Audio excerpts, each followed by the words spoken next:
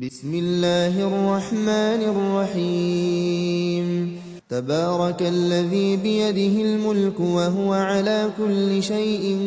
قدير الذي خلق الموت والحياة ليبلوكم أيكم أحسن عملا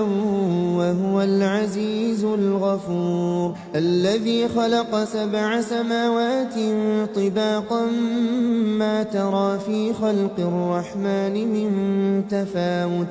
فارجع البصر هل ترى من فطور ثم ارجع البصر كرتين ينقلب إليك البصر خاسئا وهو حسير ولقد زينا السماء الدنيا بمصابيح وجعلناها رجوما للشياطين وأعتدنا لهم عذاب السعير وللذين كفروا بربهم عذاب جهنم وبئس المصير إذا ألقوا فيها سمعوا لها شهيقا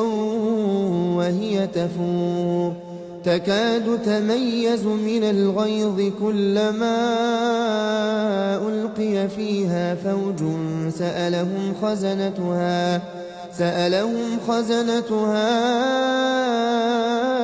ألم يأتكم نذير قالوا بلى قد جاءنا نذير فكذبنا وقلنا ما نزل الله من شيء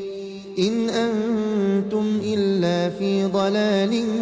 كبير وقالوا لو كنا نسمع أو نعقل ما كنا في أصحاب السعير فاعترفوا بذنبهم فسحقا لأصحاب السعير إن الذين يخشون ربهم بالغيب لهم مغفرة وأجر كبير وأسروا قولكم أو اجهروا به إنه عليم بذات الصدور